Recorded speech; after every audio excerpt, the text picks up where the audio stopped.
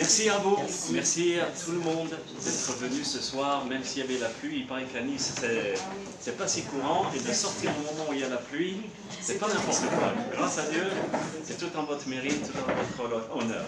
Bon, alors ce soir, avec l'aide d'Hachem, on va essayer de toucher ensemble certains points, des points très importants, afin d'avoir des clés en nous.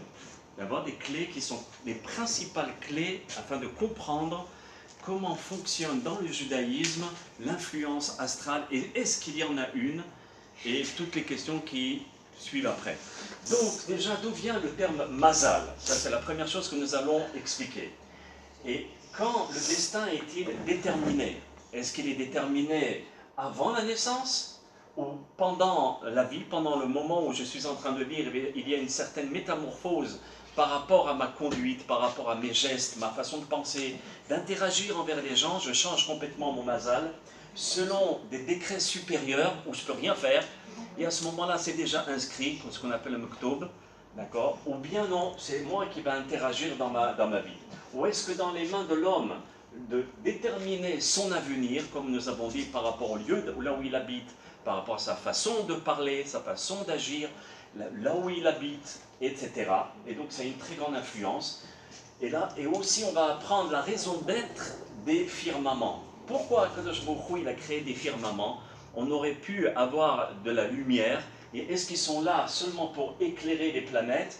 Ou bien non, peut-être il y a d'autres raisons bien plus complexes, bien plus profondes que d'éclairer des lumières, parce qu'il aurait pu mettre une lumière centrale au milieu de la planète. Pourquoi construire des milliards et des millions de planètes pour cela?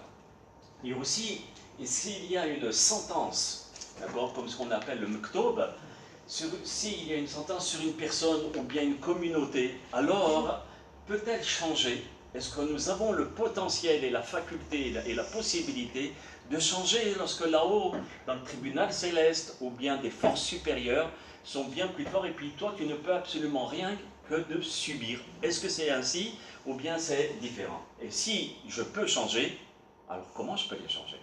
Et si je ne peux pas le changer, alors comment comprendre? Et est-ce que les astres et les sphères possèdent des connaissances? Est-ce que c'est seulement des gros cailloux qui entourent toute la planète? Ou bien non, il y a une connaissance et une intelligence qui est derrière?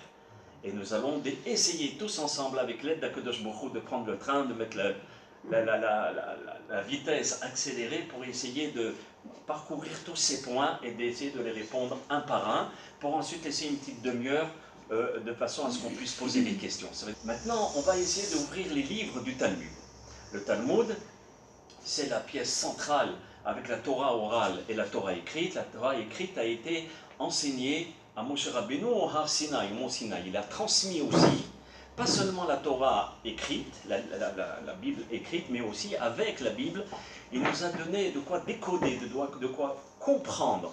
Pourquoi il y a une lettre en plus? Pourquoi il y a un mot en moins? Pourquoi il y a une phrase qui est répétée? Pourquoi tout un paragraphe répété? Ça, c'est le Talmud qui va m'expliquer pourquoi tous ces détails. Donc, il y a une Gemara qui s'appelle la Gemara Shabbat, à la page 75. Aïn He. Alors, ah oui, très important. J'ai essayé de toujours rapporter les sources en hébreu et après je les traduis. D'accord? Mais pourquoi je veux aussi la source en hébreu? Pour ne pas dire que ça vient du Canard enchaîné, ou bien du Progrès, ou bien d'accord, de ma poche comme ça. Non, non, c'est des sources bien écrites depuis 3500 ans, et à ce moment-là même, que je dis 3500 ans, même avant la création du monde, d'accord? Donc il y a des sources à cela, et ce n'est pas seulement une invention, ok? Donc la Gemara Shabbat nous dit, pourquoi étudier l'astrologie ou bien l'influence astrale ou tout ce domaine-là? Pour une raison. Nous avons l'obligation d'étudier et de comprendre la sagesse des mathématiques, de l'astrologie, du mazal, qui font partie des 7 sciences, comme la musique, les mathématiques, la physique, l'astrologie, etc. Tout ceci, la Torah nous demande de comprendre, même la sorcellerie, de la comprendre. Et pour comprendre comment le système fonctionne, mais pas la pratiquer, jamais la pratiquer, comprendre tout ce que Dieu a mis sur terre et quoi prendre et quoi laisser. Si lui rapporte la Gemara Chagiga, nous dit ainsi, je traduis le texte. Hachem a créé dès le premier jour toute la création. Boum, Tout a été créé. Mais, mais c'est le 4e jour qu'ils ont reçu l'ordre de se placer dans le firmament. Pourquoi c'est important de le souligner? C'est qu'Hachem Yitbarach, Dieu a créé tout son monde en un seul instant, une fraction de seconde, même c'est même trop long. Tout a été créé. Maintenant, il fallait mettre en place tout ce qui a été créé. Alors le 4e jour, Akadosh Baruch Hu, qui avait déjà créé dès le 1er jour les planètes, il les a mis en place le 4e jour. Et ainsi pour tout le système, et tout, absolument tout a été créé par la force d'une grande lumière qui s'appelle le Oraganuz. Et quand on voit les scientifiques qui nous parlent de lumière, ils ne se trompent pas tellement. D'accord? Ils ont raison. Il a été de même pour tous les éléments du ciel.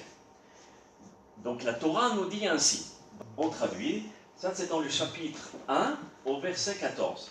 Hachem dit, Dieu dit, que des corps lumineux apparaissent dans l'espace des cieux pour distinguer entre le jour et la nuit. Ils serviront de signes. Oh oh, on a une première réponse, à quoi servent les constellations. Donc ici la Torah me dit, c'est la Torah, ce n'est pas les commentaires, la Bible nous dit, ils serviront de signes. Pour les saisons, pour les jours, pour les années. Maintenant, approfondissons ensemble que veut dire le terme signe. Cela veut dire que déjà on a appris que les constellations, le soleil, etc. ne sont pas là uniquement, ils sont là aussi, mais pas uniquement et seulement pour éclairer et chauffer la planète. Mais surtout pour signe. Ils sont là pour nous transmettre des messages qui viennent de l'au-delà. Maintenant, là, Rashi, un commentaire, toujours le même commentaire, nous dit dans le chapitre 1, d'accord, Vehayo les otot, ils seront des signes. Cela veut dire, une des défaillances des luminaires est mauvais signe pour le monde, et le contraire aussi. Cela veut dire que lorsqu'il y a une planète qui se fait toucher, ou bien une éclipse, ou bien une planète qui explose, ou bien qui menace tout le système, automatiquement, nous, les terriens, nous devons comprendre les messages que les planètes nous lancent, parce que ce n'est pas le hasard. Le hasard n'existe pas. Il y a des raisons pour lesquelles Hachem Yitbarach a créé ces planètes, et il y a une explosion, ou bien il y a une éclipse, etc. Et on doit comprendre à travers ça le pourquoi du comment. Même si l'éclipse, lorsqu'on va la calculer, comme on le voit dans la Gemara, tous les éclipses et toutes les choses qui doivent se passer au courant des années, et encore jusqu'à la fin du monde, qui est 6000 ans, automatiquement on sait exactement et quand ça va être Shabbat, l'éclipse, le tremblement, etc. On le sait, quand il va faire chaud, froid, etc. Mais pourquoi ça a été calculé à ce moment-là où il y aura telle chose, une chose positive ou une chose négative? Est-ce que moi j'ai la possibilité d'influencer aussi? Alors on nous dit oui. De par mon comportement, on va le voir tout à l'heure, j'ai la possibilité d'influencer les mauvais décrets, ça veut dire les éclipses et les tremblements, etc., en bonne vibration. D'accord? Et si je n'ai pas réussi, je dois comprendre le message. Oh oh, tu n'es pas à la hauteur. Bouge. Essaye de te réveiller. Essaye de mettre les choses de façon à ce qu'il y ait des bonnes influences sur cette planète bleue. Maintenant, ça c'est le signe. Rashi continue, il nous dit dans le chapitre 1 au Pasuk Tetvav, et ainsi que le Midrash. D'accord, le Midrash, c'est toute l'explication du Talmud, de la Torah. Pourquoi maintenant il y a eu, si vous voulez, la Lune et le Soleil, qui sont des planètes importantes? C'est un des exemples que j'ai voulu prendre, mis à part Mars, Jupiter, etc. Pourquoi Jupiter il a un cerceau, pourquoi Mars il est chaud, etc. Mais on va prendre un exemple parmi tous les exemples. Alors la Gemara nous dit pourquoi. Alors, les deux grands luminaires, ils avaient été créés égaux. Au départ, avant la création du monde, dans les plans d'Hachem, le soleil devait être de la même taille, grandeur, voilà, que la lune, et réciproquement, d'accord? Mais la lune a été rapetissée, car elle a médi en 10 ans. Il n'est pas possible à deux rois de se partager la même couronne. Et ça, c'est la Gemara Cholin 60b. Ça veut dire quoi? Ici, les commentateurs expliquent pourquoi Kadosh Baruch Hu a diminué la lune. Parce qu'elle a parlé en disant non, on ne peut pas avoir deux rois qui règnent dans le même royaume. Et Hachem Yitbarach, qu'est-ce qu'il a fait? Il a diminué la lune. C'est sûr, c'est tout un cours en soi, mais on va essayer de mettre un point là-dessus. Hachem Yitbarach ne voulait pas commencer à créer son monde, à continuer la création de son monde avec, si vous voulez, une vibration négative, avec une force de Ilshina. Elle a parlé du mal. Cela veut dire que le monde entier, aussi grand qu'il peut être, ne te suffit pas. Alors automatiquement, elle a été diminuée en faisant comprendre. Sois content de ce que tu reçois. Sois content de ce que tu as. D'accord? Et de commencer la création du monde avec déjà un des sphères, et on s'aperçoit un petit peu ici, c'est des êtres. On ne sait pas, mais pour l'instant, il y a un cerveau derrière, il y a une connaissance, il y a un raisonnement, en disant qu'on ne peut pas deux rois régner ensemble. Donc lorsque ces deux sphères, une des deux a commencé à se plaindre, la plainte n'a pas de place. On ne veut pas, on veut qu'il y ait la place pour tout le monde. On veut des vibrations positives pour tout le monde. Donc c'est pour cela que Dieu a diminué la lune. Mais malheureusement, en diminuant cette lune, la lune a été peinée. En réalité, je vous fais découvrir maintenant, derrière ces sphères, ce n'est pas seulement et uniquement des sphères et des galaxies. Ce sont des anges. Il y a l'ange du soleil. Donc nous avons le soleil, mais derrière se cache un ange. Nous avons la lune, mais il y a un ange qui est derrière. Et toutes les planètes ainsi. La planète Terre aussi. Et on connaît le nom de ces anges et leurs fonctions. Maintenant, lorsqu'il y a une parole qui a été dite, voilà, moi je ne suis pas d'accord, alors automatiquement c'est l'ange qui se plaint. Donc c'est haut. Comment toi, quelqu'un de si haut placé, tu commences à te plaindre, tu commences à râler, tu commences l'histoire de cette manière. Ça c'est la première chose. La deuxième chose, quand on dit que c'est des anges, regardons ensemble lorsque les nations ont commencé à se prosterner devant le soleil, la lune, etc. C'est pas venu du jour au lendemain. Parce que eux-mêmes, comme c'est marqué dans les livres, et aussi bien égyptiens, etc., qu'à l'époque, ils connaissaient tous les dieux possibles et inimaginables, et ils connaissaient le grand Dieu, d'accord, le grand Dieu, le créateur de tout le monde entier. Et quand Moïse s'est présenté devant Pharaon, il lui a dit, je viens au nom de Dieu. Il lui a dit, qui c'est ce Dieu? Et il lui a donné le nom. Il lui a dit, oh là là, lui, il est trop haut, nous on ne le connaît pas. Cela veut dire que déjà, il connaissait cet être puissant et suprême. Mais on ne le connaît pas. Pourquoi?